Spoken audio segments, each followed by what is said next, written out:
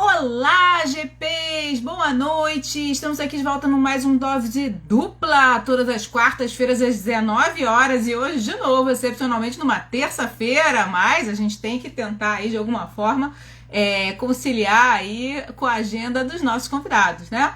E hoje a gente tem uma convidada maravilhosa que já entrou aqui, deixa eu chamar ela, que é, a Adriana Lacerda. Peraí.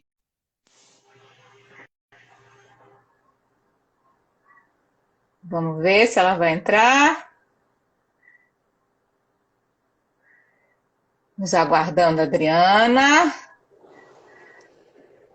E acho que tá ao contrário sua. Tô aqui. Aê! Oi, Dri! Oi, Gi, tudo bem? Tudo bem? Boa Boa noite! Como estamos? noite. Felizes, contentes e animadas?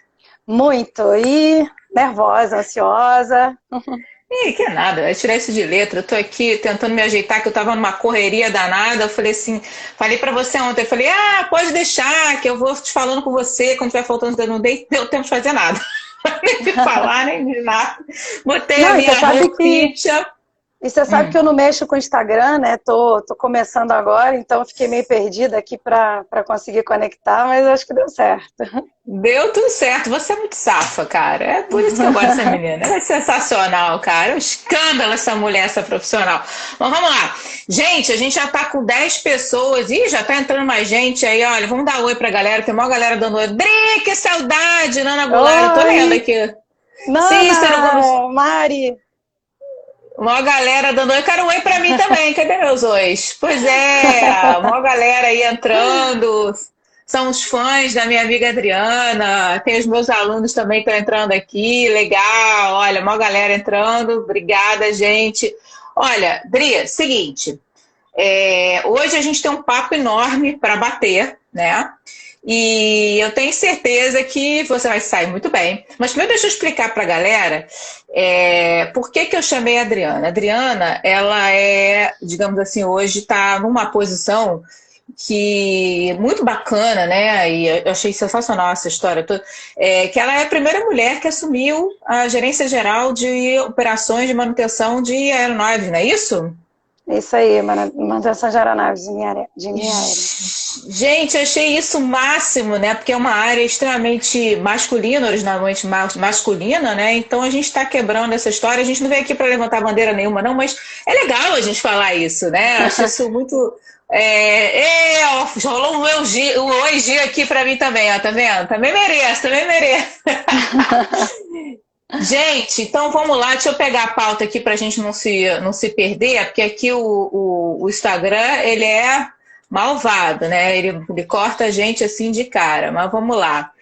Seguinte, eu acho o seguinte, antes de eu começar contando aqui, a Adriana contando aí a história dela, eu queria contar um pouquinho como é que a gente se conheceu, né, Adri? Eu tenho uma admiração por essa menina.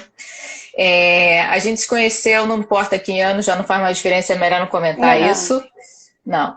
Mas tem um tempinho, quando a gente. Eu estava no início da minha carreira também, né? Quando a gente começou trabalhando lá na Telefônica, na época, a Adriana foi estagiária lá na nossa área.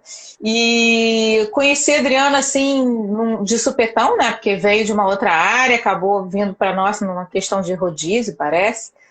E fiquei encantada com essa menina que tinha um super potencial. Naquela época a gente já imaginava que ela ia ir longe mesmo, como está indo, ainda vai mais ainda, tenho certeza.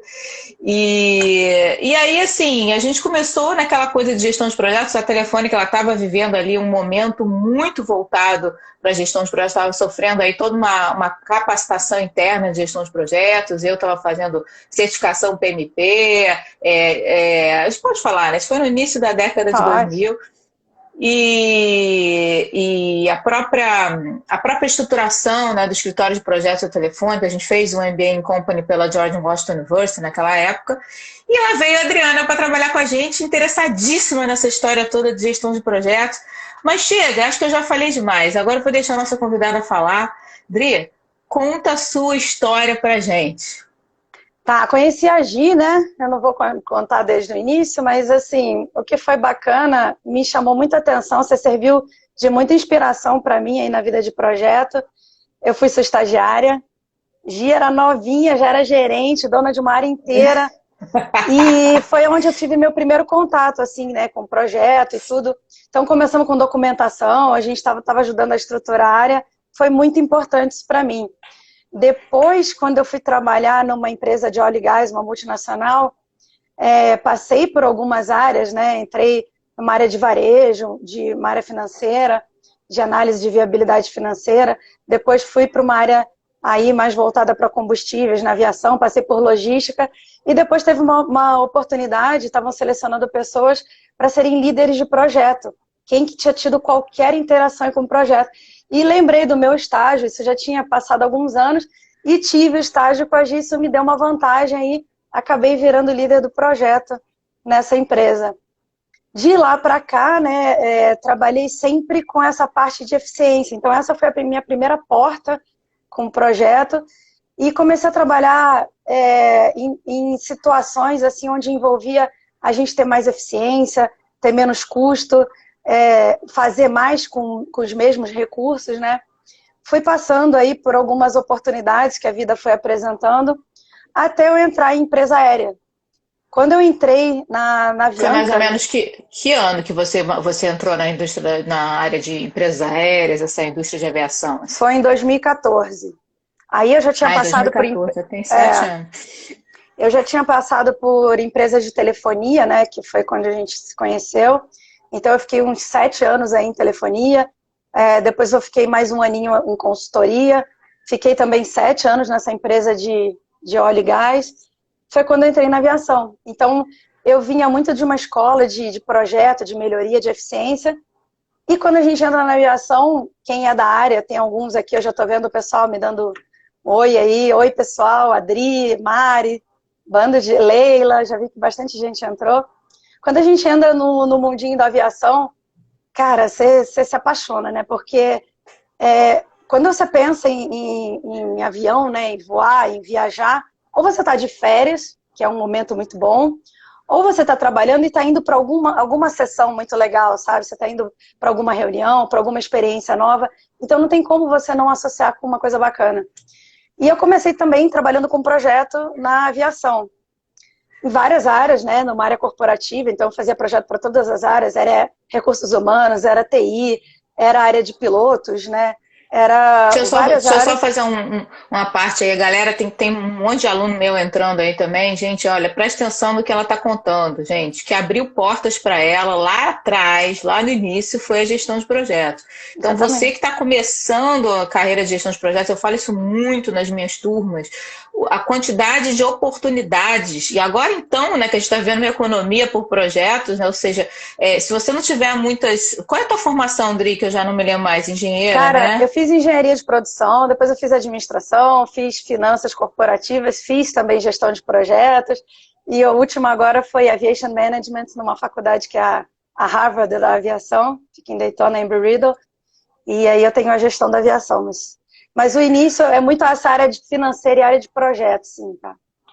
Pois é, e quando você foi ver, você foi para uma área de telecom, marketing, né? Porque você veio da área de marketing, depois foi para a área de óleo e gás, né? Que você comentou, depois aviação. Quer dizer, isso que eu queria mostrar aí para a galera, né? Teve logística. Essa área, mulher multiuso, o pessoal tá colocando aqui, J. Fivatelli, deve ser tua amiga. Joana, não? É Joana. Joana, oi Joana! Enfim, e aí, e é isso, quando você vai ver, você foi, né? Assim, eu falo isso, você não tinha muitas fronteiras, se nada estiver te prendendo muito naquilo que você estudou originalmente, né? Você vai indo e vai conhecendo outras áreas, você nunca pensou, a gestão dos projetos vai te levando, Não. né? E o bacana é que você começa a trabalhar com eficiência e quanto menos você sabe da área que você está entrando, melhor. Eu costumo dizer que a gente tem a licença poética de fazer pergunta besta, né? Porque às vezes quem está muito tempo ali na área, quem nasce ali, às vezes tem alguns vícios, né? Tem alguns costumes. Eu já fazia assim no passado, eu já fazia assim na minha outra empresa. E a gente chega questionando, mas por quê? Né? Aquelas regrinhas dos porquês, né? Então, mas por que faz assim? mas por quê, né? E todo mundo começa a pensar, pois é, também não sei por que que faz assim, alguém fazia.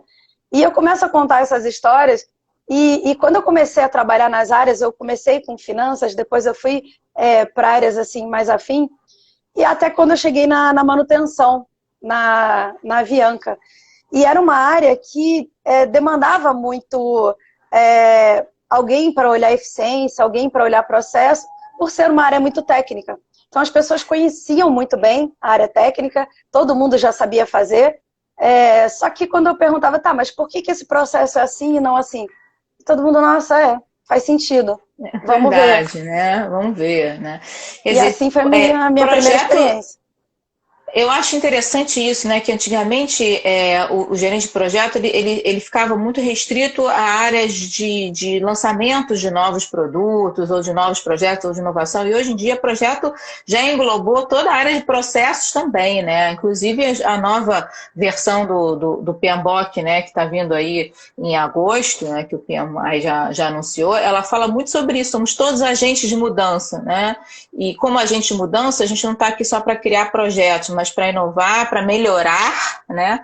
E meu pai falando, desculpa, bola para frente!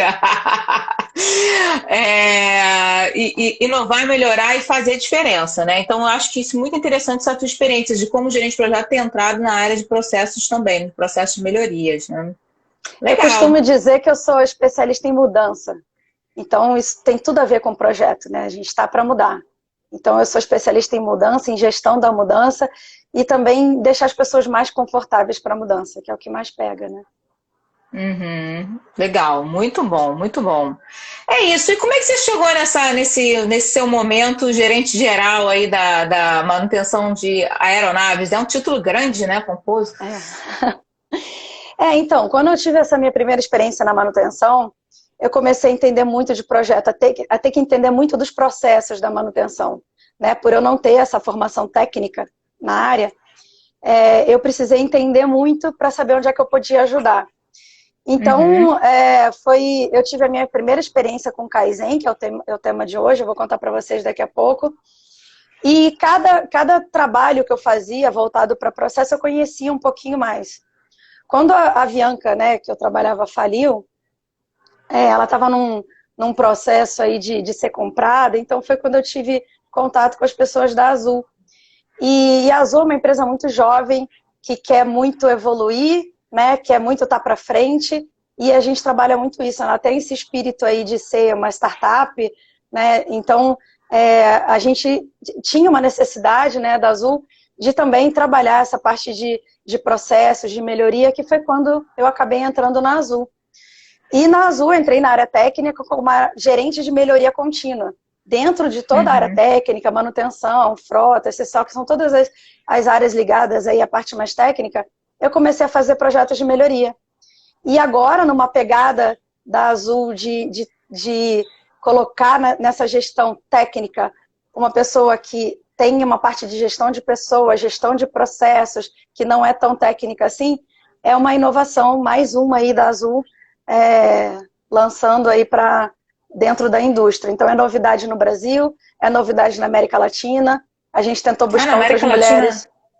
A gente tentou buscar aí outras mulheres que tenham ocupado a gerência geral, né? É a head de manutenção de linha, a gente não encontrou ainda. Então, é bem bacana, bem legal. Que sai do mundo, então, né, Adriana? Eu ainda não falo isso porque a gente ainda não confirmou, estamos buscando, mas Brasil e da América Latina a gente já pode falar. Que legal, cara. Que orgulho de você, menina. Olha, que sensacional. Não podia ter tido uma pessoa melhor aqui na live para falar de Kaizen. Querida, agora é aquele momento especial que a gente convida o povo lá de casa, junto com a gente que está aqui, para fazer um brinde, né? Que é o momento do nosso Tintim. O que você escolheu mesmo para hoje, para o nosso brinde? Gente, agora eu estou morando em São Paulo, eu morei também no Sul, e eu fiquei viciada em chá. Então, não, peraí que tem todo um processo. Tem todo um processo. Eu comprei aqui um chazinho que eu gosto muito, que é o English Breakfast. Vamos lá, da Twinings. Vamos lá, tem todo um processo aqui de fazer o chazinho. Hoje tudo em homenagem à minha querida Adri. Vou botar meu adoçantezinho aqui, né? Que eu adoro um chazinho com adoçante. Eu adoro chá também, sabia? Adoro chá, mas como boa carioca, acabo tomando mate direto. Olha só que chique, olha só que chique. Tem até o bulizinho aqui, ó. Nossa! Tudo especial aqui pro nosso momento. Tchim. Pena que vocês não estão conseguindo ver que eu tô colocando aqui com todo cuidado para não fazer nenhuma besteira. Olha, eu vou te contar, cara. Ó, não, eu não tenho esse talento, então eu já trouxe o meu aqui, já. Pronto, boiando. Né? Já no esquema, eu devia ter feito isso. Você foi mais esperta do que eu. Vou te falar que você teve mais presença de espírito. Mas enfim, vamos ao nosso momento Tintim. Ai, vamos. Minha canequinha da Azul. Tintim! Ai, que legal! Lerrar em saúde para todo mundo. Que delícia, nossa, que delícia esse chazinho. Como é que tá? Tá frio aí em São Paulo? Aqui tá um friozinho. Acho que agora deve estar uns 19 graus por aí. Ai, que coisa ruim, adoro frio. Nossa, é uma delícia. Você tava outro dia em Campos do Jordão também, né? Tava. Pois é, que delícia. Mas lá eu peguei 7 graus, tava mais gostoso. Então, pois é, né? Do lado de São Paulo, mas enfim. Vamos lá, vamos começar a falar do que interessa. Tintim, Eduardo, para você também. Vamos falar do que interessa. Oi, Eduardo, pai da Adri! Parabéns pela filhota! Meu pai tá aí, teu pai tá aí, já tá todo mundo aí, a gente pode começar a falar. Então vamos lá. Oi, Valdir, eu não sei se é meu galera. pai, na verdade. É que não sei se é coincidência. Meu pai é Eduardo Magno, mas não sei se é ele. Se não for ele, oi, Eduardo Magno, não tem problema. A gente aqui tá aqui hoje se divertindo. Mas vamos lá, Adri, eu vou logo fazer perguntas objetivas, que a gente, né, como eu falei, a gente tem pouco tempo aqui na live, então vamos adiante. O que é Kaizen? Tá? De onde vem essa terminologia? Conta um pouquinho da origem realmente do Kaizen, só para a gente poder começar, até porque, assim, eu sei o que é, você sabe o que é, provavelmente a galera que trabalha com você também, mas tem muita gente aqui que nunca ouviu esse nome, ou se ouviu, não sabe nem onde o Galo cantou, né? Então, é teu pai se respondeu. Vai lá!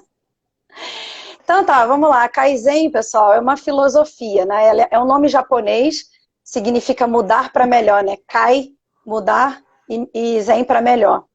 Então ele nasceu no Japão mesmo, depois da Segunda Guerra Mundial, onde o Japão já vinha superando e passando por um momento de crise econômica, e teve essa necessidade aí das empresas também tentarem avançar, serem mais eficientes, passarem aí, resolverem esse problema econômico. Então essa filosofia, que não é um projeto, tá? Você não executa o Kaizen e acaba. Então a gente diz que é muito uma cultura, é uma filosofia mesmo de ser sempre mais eficiente. Então eles costumam dizer, os japoneses, que é você sempre fazer o hoje melhor do que ontem e o amanhã melhor do que hoje. Então é assim um pouquinho todo dia. Você não sai do hoje para o teu estado da arte, né? Então são alguns degraus melhorias que você vai contínuas, subindo, né? Pequenas melhorias, o que a gente chama aí de quick wins, né? E são melhorias que você tem que fazer com pouca energia. Então também não exige um grande investimento, uma grande mobilização. Então, são assim, pequenas melhorias que você faz na tua rotina. E você também não pode ser muito agressivo para você não atrapalhar o equilíbrio das coisas. Então, a cultura oriental, ela preza muito isso, né? O balanço, a cultura. Verdade, o equilíbrio. O equilíbrio, né? Isso, perfeito. Então, por isso que você não pode quebrar muito o estado atual. Então, a gente fala muito de pessoas, né, de áreas envolvidas, e você não pode sair de um lugar para outro assim, com muita rapidez, com muita ruptura.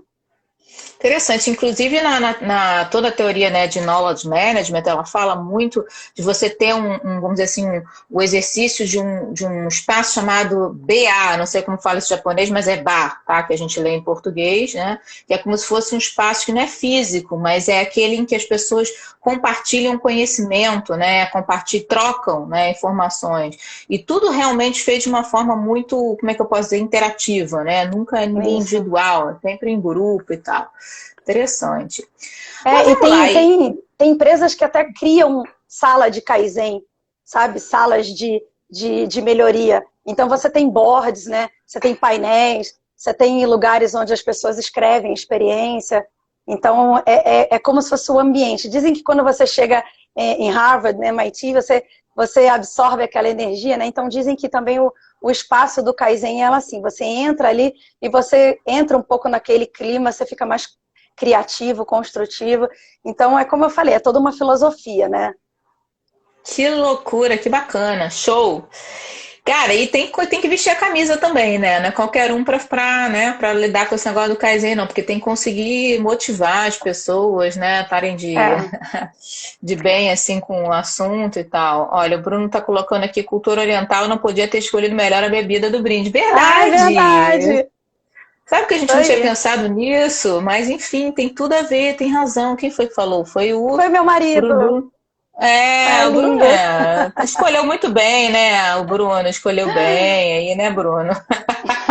Mas vamos lá, gente. Então é o seguinte, e conta um pouquinho sobre a aplicação do Kaizen, né? Quais as vantagens, os principais desafios. Conta um pouquinho pra gente dessa parte do Kaizen.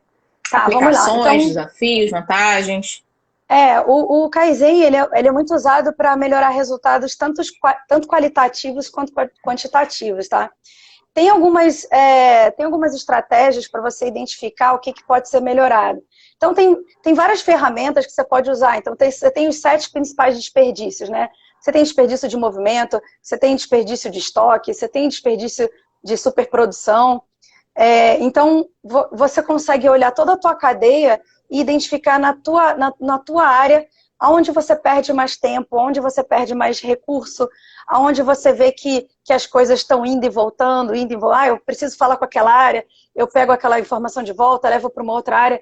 Então, quando você tem muitas cadeias, né, se interligando, você pode ter uma oportunidade aí de eficiência, tá? Então, por exemplo, o 5S, né, que a gente fala também de organização, de limpeza, o senso de utilização, é uma outra fonte também de buscas de melhoria de projetos, né, onde você pode colocar um Kaizen. Então, as vantagens do Kaizen é isso, é você poder melhorar um objetivo específico. Você não pode dizer, quero acabar com a fome no mundo, né? Não dá. Então, você tem que ter um escopo um pouco mais reduzido. Tá bom, vamos acabar com a fome naquele bairro, naquele prédio, né? Tem uma situação ali onde eu consigo resolver.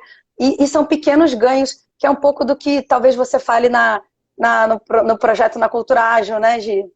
Isso, eu ia chegar lá, que faltou você falar uma palavrinha aqui muito importante, que é a filosofia Lean de produção, né? Exatamente. E o Lean, ele tem tudo a ver justamente com a simplificação, ou seja, com você tentar entregar valor, adiantar valor para o teu cliente, entregando aquilo que é o básico para ele ser feliz, né? Porque as pessoas falam de ágil como se fosse uma coisa tipo, vou agilizar aqui o meu processo, fazer a coisa mais rápida, tem nada a ver. Ágil nada mais é do que adiantar valor. E você fazer Kaizen, melhorias contínuas, tem tudo a ver com o que a gente fala hoje de abordagem ágil de gestão de projetos. Então, galera que está ouvindo aí a live, agilistas aí de plantão que sabem exatamente o que eu estou querendo dizer, o ágil ele veio para ficar, não é modismo não, só que é bom a gente entender que isso não é novidade, isso vem de preceitos antigos, só que estão sendo utilizados de uma forma mais inteligente, né? Então, o Kaizen é um dos preceitos aí da gestão ágil de projetos. Então, o que a Adriana está colocando aí, para quem quer entrar nessa área de gestão, fica ligado que isso é muito importante, tá? Sim. Mas vamos lá. E tem tudo isso que você falou com a cultura Lean, né, de empresa enxuta. Quando a gente fala de Lean, de ser enxuto, é justamente isso, você gastar energia só com o que precisa, né, você não desperdiçar. E quando a gente fala de desafios aí do Kaizen, ele está justamente relacionado à aplicação, porque a gente tem muito vício cultural dentro das empresas, né? Então, é muito engraçado quando eu chego para avaliar um processo, quando eu começo a dar um treinamento, é muito comum eu ver assim, mas por que vocês fazem assim? Não, porque eu sempre fiz. Então, isso às vezes está muito enraizado na cultura. As pessoas têm cultura. medo de mudar, acham que se mudar vão ser um crime, né? É muito interessante. Tem um filme muito legal que vale a pena assistir, antigaço, chama-se Paradoxos de Abilene. Depois procura na internet para você assistir, você vai se divertir, você vai falar assim, cara, é isso! Tá. Vai curtir. Não, e tem uma história que eu costumo contar nos meus treinamentos, quem já participou tem um monte de gente aqui que eu tô vendo que entrou, que trabalhou comigo, que já participou de treinamento comigo, já ouviu essa história. A minha mãe tinha uma amiga, minha mãe deve estar ouvindo a gente aqui, vai lembrar, que ela uma vez foi almoçar na casa dessa amiga, e essa amiga foi fazer um frango. E pegou um tabuleiro bem grande, pegou um frango para colocar no forno, e ela cortou a parte da frente, a parte de trás do frango, né, naquele tabuleiro enorme, colocou no forno, e minha mãe, cozinheira, né, cozinha muito bem, por sinal, ela perguntou, mas por que você corta a parte da frente e de trás do frango? Ela falou assim, olha, eu não sei, minha mãe sempre foi assim, minha mãe sempre fez assim, aprendi com ela, e fica bom, assim, fica gostoso, eu costumo fazer. E minha mãe ficou com aquilo, né, curiosa, né, tive a quem puxar. Passou um tempo, minha mãe voltou na casa dessa amiga e encontrou a mãe, né, dessa amiga e perguntou, olha, eu fiquei curiosa, por que vocês cortam o frango na frente e atrás? Aí a mãe falou assim, não, porque na época que eu cozinhava, o meu forno era pequenininho, o meu tabuleiro era pequenininho também. Então eu tinha que cortar a parte da frente e o fundo para poder caber. Então, né, você não pergunta, era o formato que ficou para a vida. E a gente repete muito isso na vida corporativa, né? Muito. E criam-se os mitos, né, Adri? Tipo assim, por exemplo, nesse filme você vai ver isso, é muito engraçado. Tinha uma sala vazia, uma mesa vazia, né, de um cara, e as pessoas passavam na frente da mesa e falavam assim, olha, esse cara aí, essa mesa aí era do cara que foi o último que reclamou daquilo que vocês querem mudar, entendeu? Começa a se criar os mitos, entendeu? Então, assim, realmente, é como você falou, às vezes é melhor você conhecer menos, porque aí as tuas opiniões vão ser mais puras, mais transparentes, você não tem nenhuma ligação com aquele assunto e tal. Bem legal. Verdade. Conta um pouquinho pra gente, Dri, a diferença entre a filosofia oriental e ocidental do Kaizen. Vou botar aqui o nome do filme quando você conta. Como eu já tinha falado, né, nasceu no Japão, na cultura oriental, e era um pouquinho, é sempre você fazer melhor todo dia, né? Um pouquinho todo dia. Quando a gente traz isso para cá, né, para o Ocidente, a gente não tem essa cultura muito regrada, né? A gente não tem muito esse histórico dentro da gente. Então o Kaizen, ele foi traduzido para um evento. Então, ao invés de você fazer sempre todo dia, a gente criou, né, alguns eventos de Kaizen. Então, hoje, no Ocidente, né, muito nos Estados Unidos, aqui no Brasil, é muito comum você ter eventos onde você junta uma equipe multidisciplinar, sem querer antecipar já como é que funciona a dinâmica, mas você, para trabalhar um objetivo comum, né, um problema comum para todas as áreas.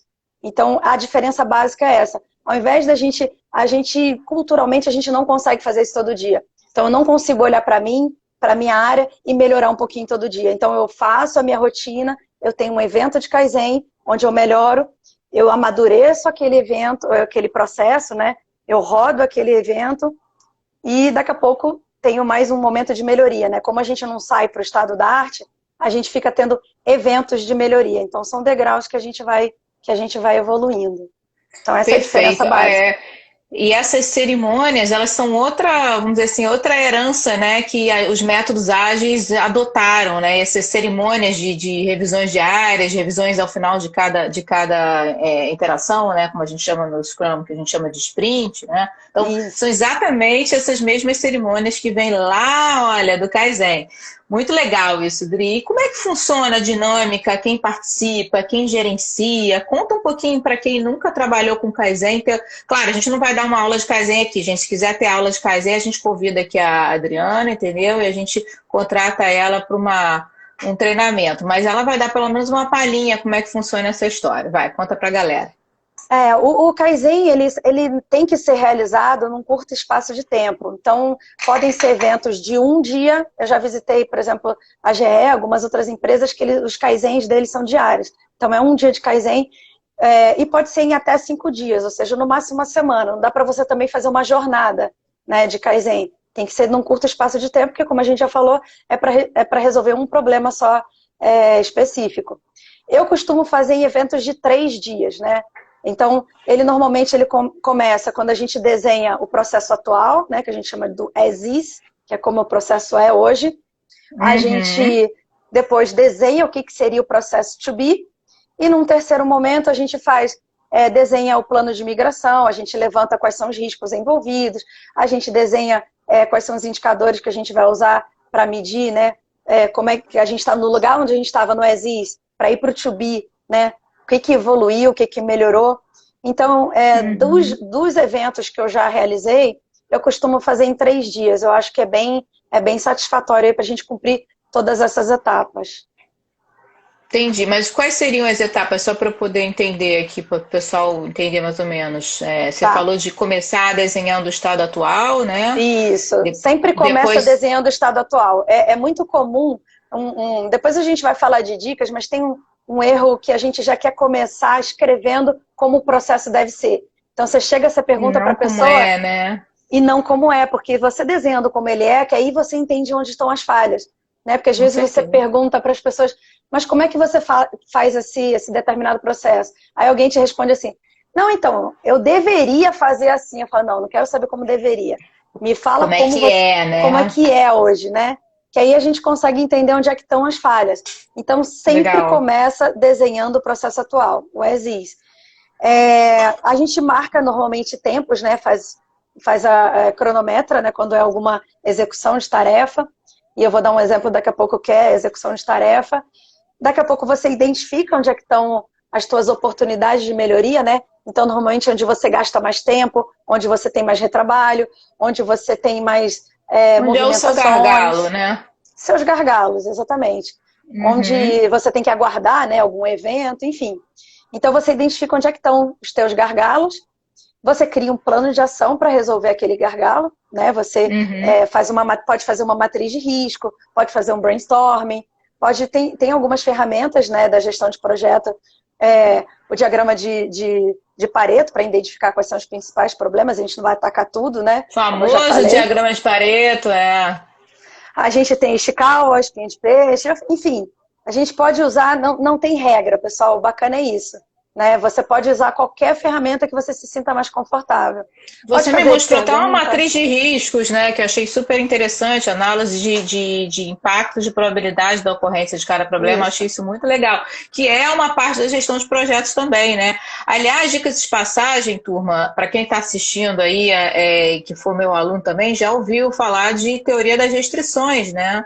E a teoria das restrições, ela serve justamente para identificar qual é a principal restrição do processo, do projeto, de qualquer coisa que você esteja estudando. No caso aqui, é um processo de execução.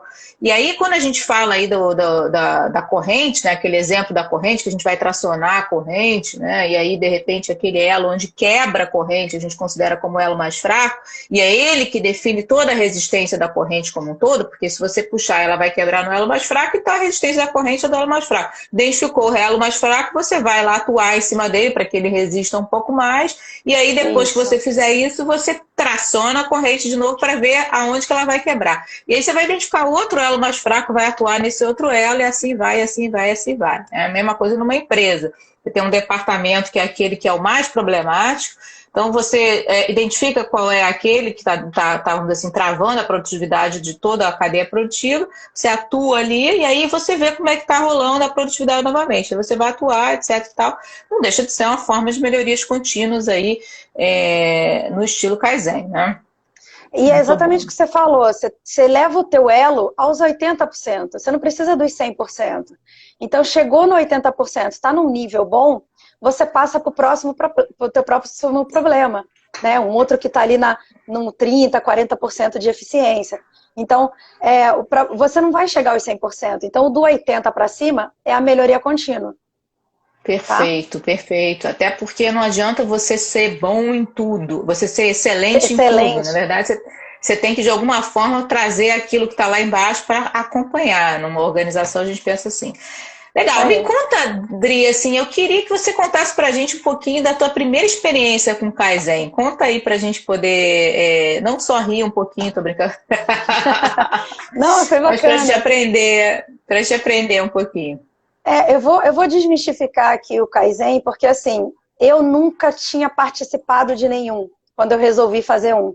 Né? Eu tive a necessidade, eu tinha um problema, trabalhava na Avianca, várias pessoas aí que eu já vi que entraram era da minha equipe e trabalharam comigo na época, e vão lembrar desse Kaizen.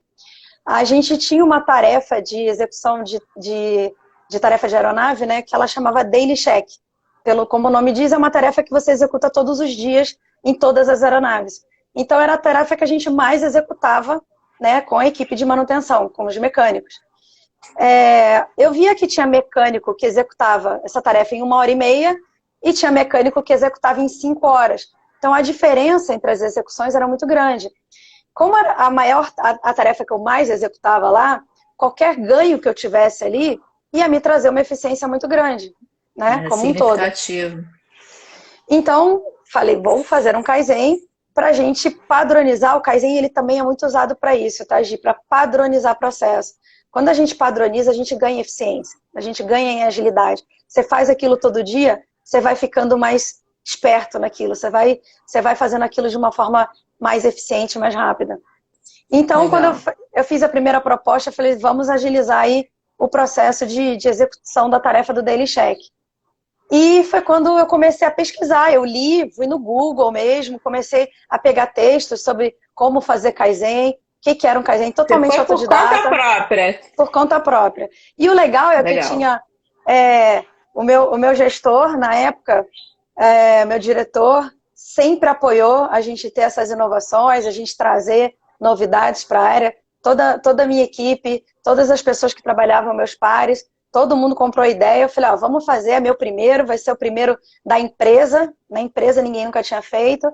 E vamos lá. Então, peguei a minha equipe, tinha uma pessoa me auxiliando e a gente juntou aí uma turma e eu vou contar como é que foi. Então, o primeiro desafio foi montar uma sala. Então, eu li que para você fazer um Kaizen, você tem que desenhar o processo atual. Então, comprei um monte de post-it e eu tinha que ter uma parede lisa com espaço para colar o post-it. Então, o primeiro desafio foi arranjar uma sala com parede lisa, com espaço, sem mesa, só com cadeira. Então, foi toda a preparação física mesmo, material e etc. E a gente já tinha o tema, né? Eu queria padronizar e reduzir o tempo de execução aí do Daily Check. O legal foi quando eu coloquei essa iniciativa, todo mundo queria participar, inclusive os gerentes. Então, eu tinha gerente geral, tinha gerente, tinha coordenador, tinha analista, tinha de tudo. E depois de executar alguns Kaizens, a gente vai aprendendo, então eu já vou dando a dica, né? A gente deu uma misturada.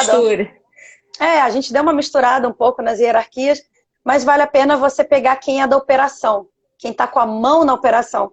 Porque se você pega o gerente, o gestor, ele vai te dizer o que deveria ser feito e não o que realmente acontece. Quem está na ponta, quem está executando, é que sabe exatamente o que está acontecendo ali. Então, esse é o teu cara, tá? Entendi. Então, a gente conseguiu juntar uma equipe bem legal, multidisciplinar. O importante é isso, tem que ter todo mundo que faz parte daquele processo tem que estar presente. Então, eu tinha um cara da manutenção, um cara da qualidade, um cara da engenharia, um cara de treinamento, que depois eu ia ter que treinar esses mecânicos, né? Então, eu tinha um representante de cada uma das áreas. E fomos para uma sala, ficamos 3 dias trancados, isso é muito importante também. Então, ninguém olhou e-mail, ninguém saiu para reunião. É o mesmo conceito do War Room, né? A sala de guerra. Você vai para lá e só sai de lá quando o troço estiver resolvido. Tipo sala de crise, é exatamente isso. Então a gente foi para lá, a gente ficou esses 3 dias lá. No primeiro dia, quando a gente foi fazer o mapeamento do processo atual, as tarefas de manutenção de aeronave, elas são executadas normalmente durante a noite ou de madrugada, que são os períodos onde a aeronave está mais tempo em solo. Durante o dia, a gente quer voar. O avião bom é o avião que está voando. Então, a gente quer fazer receita, tem que estar com o avião voando. Então, a gente espera os momentos onde a gente tem um tempo maior de aeronave em solo. Por exemplo, eu moro aqui perto do aeroporto de Congonhas, né? E Congonhas, ele fecha de 11 às 6 da manhã. Nesse período, as aeronaves que estão aqui, elas ficam paradas. Então, é o tempo que a gente consegue executar tarefas. A gente foi para o hangar, que era aqui em Congonhas, e a gente começou a executar a tarefa e cronometrar cada uma das tarefas. Então, o mecânico que estava executando, ele falava, vou executar tal tarefa. A gente gravava. Eu começava a marcar. E a gente viu que toda essa tarefa, esse daily check, ele levava 3 horas e meia nessa execução. Voltamos para a sala de aula no dia seguinte, colocamos todos os post-its, cada post-it é relacionado a uma ação, né? Então, cada ação executada do processo era um post-it. E depois a gente identificou quais que levavam mais tempo. E eram nesses que a gente ia trabalhar. No dia seguinte, no segundo dia, todo o grupo se reuniu para tentar reduzir o tempo desses processos mais longos. Então, a gente era um grande brainstorming, todo mundo dava sugestão, tinha muita gente técnica envolvida, então era discussão assim em vários níveis, né? Uhum. E depois a gente chegou num que seria um processo to be. Quando a gente viu que a gente poderia fazer um processo mais eficiente, né? A gente foi testar também. Então, vamos todo mundo de volta para o hangar, executa tudo de novo e vamos gravar. E o bacana é que a gente saiu de 3 horas e 30 para 1 hora e 52 minutos. Olha. Agora, Só otimizando. Odri, sensacional. Como a gente tem pouco tempo, uma coisa que eu queria te perguntar, esses savings que a gente consegue, né, com os resultados do Kaizen, o que que a gente, como é que a gente faz isso? Como é que a gente aproveita? Como é que a gente deve reagir a isso? Isso é uma boa pergunta, Gi, porque a gente nunca deve, eu vou dizer o que a gente não deve fazer. A gente nunca deve usar processos de melhoria, kaizens, projetos para redução de força de trabalho, para demissão, para reestruturação de equipe, porque a melhor forma de fazer tudo dá errado. Você só vai conseguir mobilizar essas pessoas uma vez. Então, Nunca não é para mais. isso. A cultura, a filosofia de melhoria contínua, ela é para a gente conseguir fazer mais com os mesmos recursos. Então, usando esse exemplo aí da tarefa, eu consegui economizar 18 mecânicos na minha operação. É como se eu tivesse, da noite para o dia, ganho 18 mecânicos a mais. Então, a Avianca, na época, estava recebendo mais aeronaves, então a gente não precisou contratar mecânicos. A gente já tinha mão de obra, Aproveitou. aproveitou. E você pode aproveitar para tirar algum treinamento que esteja atrasado na tua equipe, sobrou tempo, vai fazer melhoria, vai escrever processos, isso é um problema muito Inclusive, grande. Inclusive, dá oportunidade para essas pessoas galgarem outros cargos também dentro da empresa, porque podem ser profissionais que já estão, vamos dizer assim, merecendo outras Com certeza. promoções e outras oportunidades também, né? E aí, com isso, eles vão cada vez mais se sentir motivados a participar desse tipo de processo, porque sabem que vão surgir oportunidades, né? Se você faz um projeto desse, você vê que economiza 18 pessoas e você demite 18 pessoas, nunca mais você consegue aplicar isso na empresa. As pessoas não vão te ajudar porque vão dizer, eu não, daqui a pouco eu vou fazer mais rápido, vão me demitir. Então, não é para isso, não serve, não funciona assim. Não é a ideia. Legal, muito bom isso, excelente, Dri. Sabe o que eu queria te perguntar, antes da gente ir para a nossa penúltima parte da live? Como é que vocês fizeram? Porque Kaizen é uma coisa muito presencial, né? Você falou, a gente pegou uma sala, colocou parede, post-it, tem um monte de post-it aqui a pegar para mostrar que eu sou a mulher dos post-its aqui também, tá? Eu também. Mas enfim, e a gente está meio órfão, né, com essa história de pandemia, né, de trabalho remoto e tal. E aí começaram a surgir aí as estratégias alternativas, né? Eu já sei qual é a resposta que você vai dar, mas eu queria que você contasse para a galera como é que você adaptou o teu Kaizen, o teu trabalho, que é um trabalho interativo, né? Nesse momento de equipes, de times virtuais, de times remotos, de pandemia, né? Bem no auge do Kaizen, a gente teve na Azul agora, né, a gente teve a necessidade de executar, fazer uma melhoria que envolvia várias áreas, tá? E alguém jogou numa reunião, falou assim, não, vamos fazer um Kaizen, bota a Adriana para fazer um Kaizen. E eu trouxe para minha equipe, né? Falei, pessoal, temos aí um grande desafio, agora um Kaizen no meio da pandemia. Como é que funciona? E era ainda naquela época que estava todo mundo trancado em casa, a gente ainda não sabia direito o que era, como fazer. E uma pessoa da minha equipe, por isso que é muito importante a gente discutir isso em grupo, veio de verdade da sugestão de um funcionário. Ele falou assim, olha, eu conheço uma ferramenta chamada Miro, que ela simula post-it, né? Ela simula frames, simula alguns painéis, e eu acho que dá pra gente tentar usar. Falei, cara, me ensina isso daí, não conheço. Ele me ensinou, apresentou para o grupo, super funcionava para o que a gente queria. É uma ferramenta interativa, eu não estou ganhando nada para fazer o jabá aqui, então eu não sei nem quem é o dono do Miro, eu sei que é uma ferramenta aberta. É muito bacana porque você cria alguns painéis, né, alguns frames. Eu criei um frame de matriz de probabilidade, impacto, eu criei um de fluxograma, criei um de fazer indicador, e o bacana é que ela é interativa, então coloquei todo mundo no Teams, né, que a gente usa na Azul, uma ferramenta aí tipo Zoom, né? Então a gente Uhum. usa isso lá, todo mundo conectado ali, a ferramenta, todo mundo conectava ao mesmo tempo na ferramenta e todo mundo mexia ao mesmo tempo. E super funcionou. E eu acho que foi até mais legal do que o presencial, porque eu, como facilitadora de um Kaizen, colocava todos os post-its, quando terminava o evento, eu tinha que reproduzir aquilo tudo em computador, fazer o fluxograma, e fazendo isso direto no Miro, eu já estou com tudo pronto. Então, acabou o Kaizen, eu não tive que transcrever nada, foi sensacional. Então, eu já nem volto Legal, mais. não, isso é sensacional. A gente vai descobrindo, quer dizer, o que essas, vamos dizer assim, mudanças.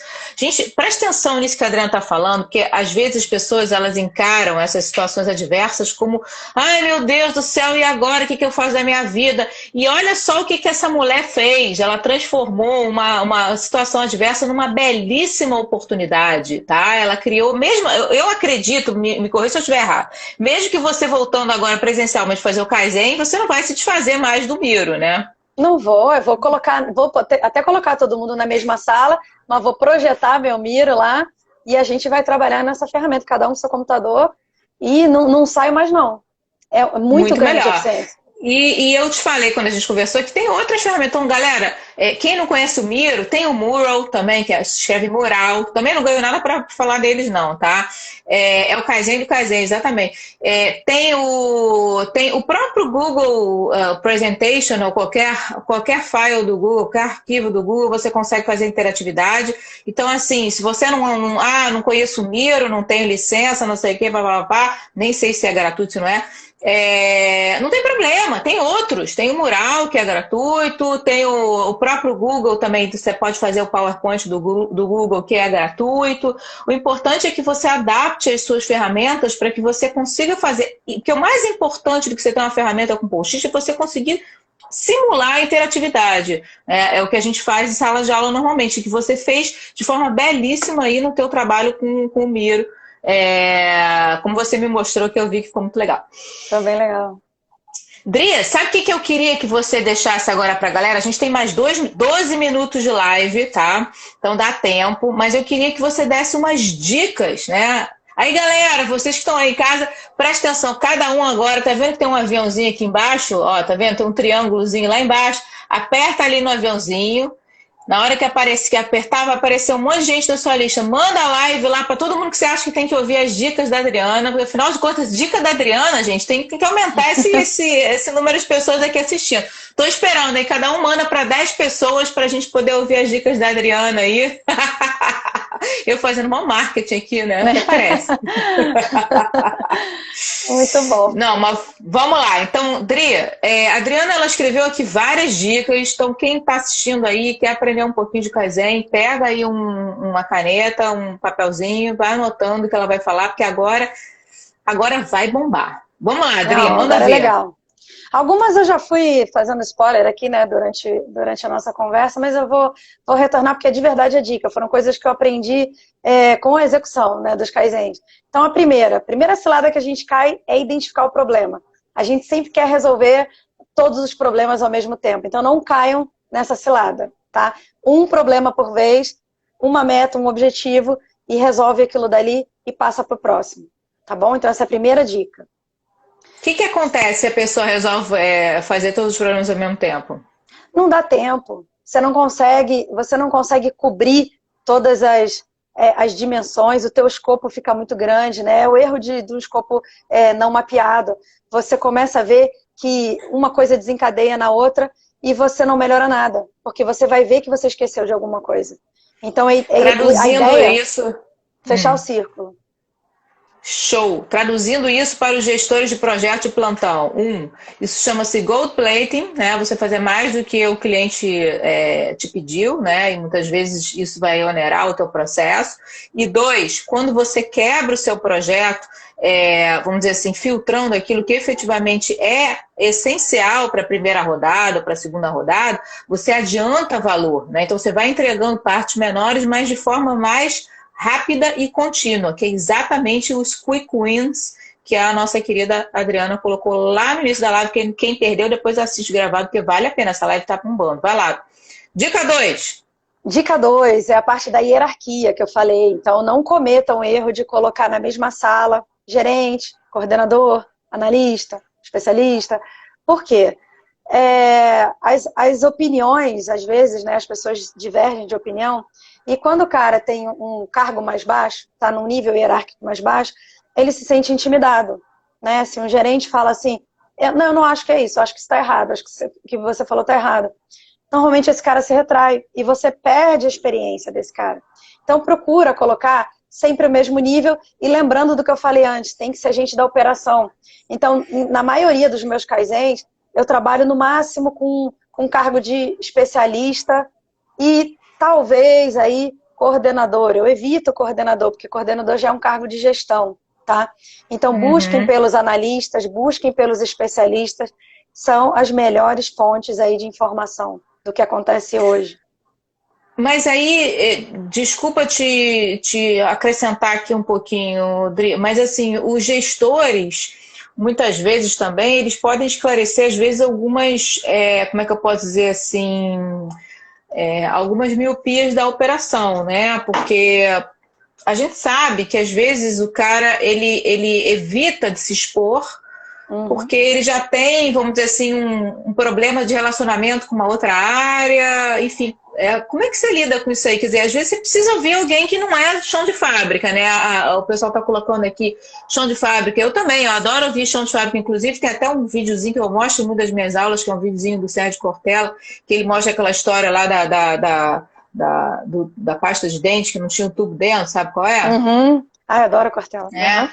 Pois é, então assim, essa história é muito engraçada para contar aí para quem não conhece, que ele conta o seguinte, tinha uma linha de produção de pasta de dente, começou a ter problema porque a caixa de pasta de dente começou a ir para os clientes de venda, né, sem o tubo dentro, né, então eles ficaram desesperados, começou a dar problema, inclusive problemas jurídicos e tal. Aí eles fizeram o seguinte, eles contrataram 2 engenheiros que fizeram um projeto de 3 meses, foi um projeto de 8 milhões de reais, tá? Segundo ele, baseado em fatos reais, e eles desenvolveram lá a tecnologia Mega Master Super, que era uma balança ultra sensível com um bracinho mecânico que ia tirando da linha de produção as caixas vazias, né? Conforme indicava a diferença de peso. Maravilha!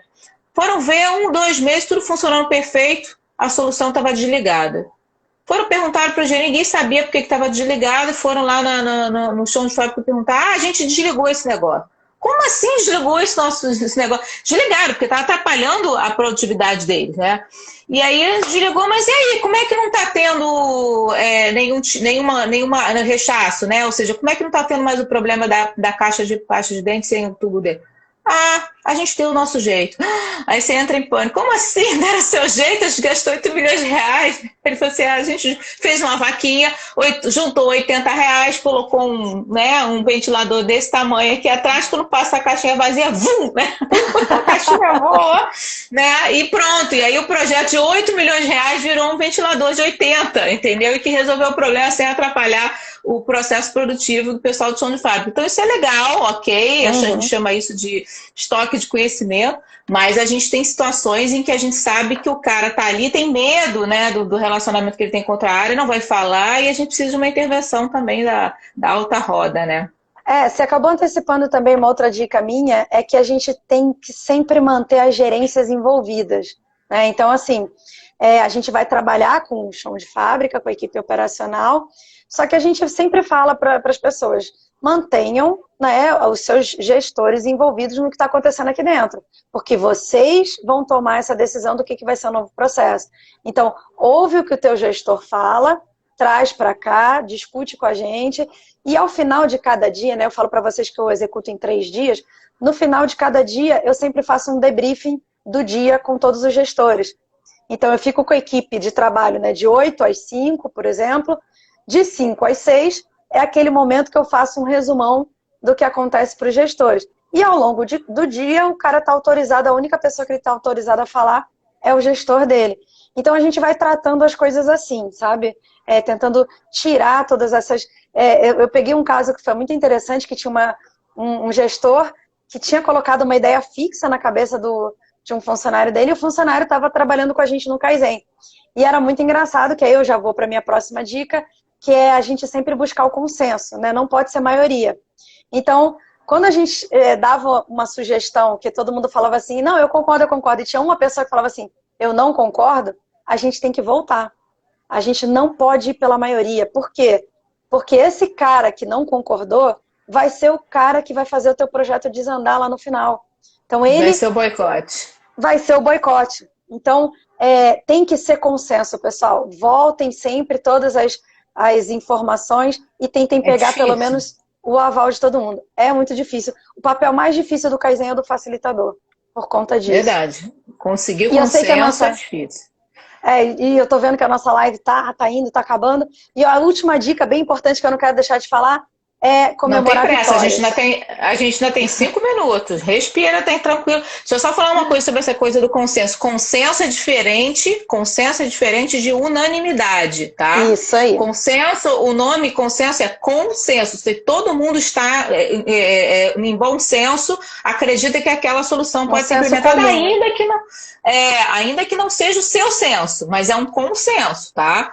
Isso é diferente da unanimidade, porque a gente costuma dizer que a unanimidade não é muito inteligente, ou seja, é bom ouvir as opiniões de todos, né? Exatamente. Não significa que todos tenham a mesma opinião, mas aceitam aquela opinião como opinião de senso comum. Né? E o consenso, o consenso ele implica em você tá todo mundo alinhado, né, com um termo, né, com um caminho, e o outro que não está alinhado, às vezes a gente cede um pouquinho aqui para ter esse consenso. Então é mais ou menos isso.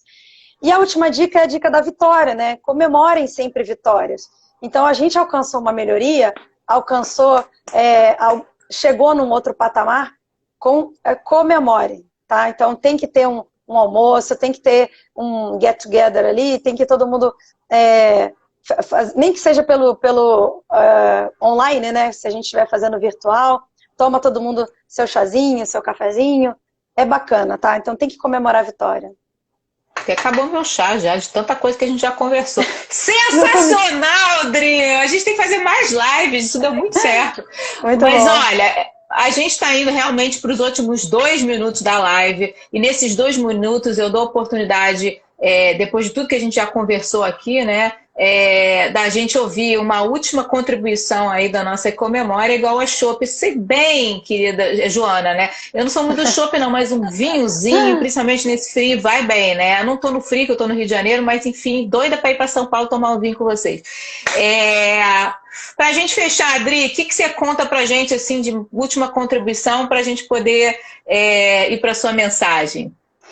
O bacana assim, pessoal, sempre conservem essa filosofia dentro de vocês da melhoria. Sempre fazer um pouquinho todo dia, né? Se a gente conseguir seguir a cultura oriental, mas se não, façam eventos, juntem a equipe, repensem, né? Revisitem cada elo do teu processo. Então, se a gente tudo pode ser melhorado sempre, tá? Então, é difícil você chegar na excelência, né? Então, a gente vai fazendo bom e vai fazendo bom todo dia. E tem uma frase de Aristóteles que eu gosto muito, e eu vou deixar aqui para vocês como reflexão, que nós somos o que fazemos repetidamente. Então, quando a gente fala de excelência, não é um ato, é um hábito, tá? Uau! Uau! Arrasou! Essa mulher é fantástica! Quando a gente fala de excelência, não é um ato. É um hábito. Essa eu vou guardar para mim. Todo dia. Muito boa. Gente, eu quero dizer a vocês o seguinte, foi uma das melhores lives que nós tivemos aqui no Dose Dupla. Quero agradecer muitíssimo a Adriana, que eu conhecia sei lá quantos anos atrás. Estou muito encantada de revê-la, principalmente numa situação tão bacana. Que você tenha todo o sucesso do mundo, parabéns. Muito obrigada por estar disponível para a gente aqui. E, gente, a galera aí que nos assiste sempre no Dose Dupla, em breve, normalmente às quartas-feiras, mas eu não estou conseguindo fazer mais toda semana, então aviso a vocês se estiver semana que vem, se não tiver só na outra. Um beijo enorme. Quero ver vocês no próximo Dose Dupla, todas as quartas-feiras, às 19 horas. Obrigada, Adri. Valeu. Obrigada, um beijo enorme. Obrigada, pessoal. Tchau, tchau. Beijo, valeu. Tchau. Beijo. Ih, teve muita coisa bacana escrita aqui para você, ó. Muita coisa bacana. Isso. Tchau, tchau, gente. Tchau.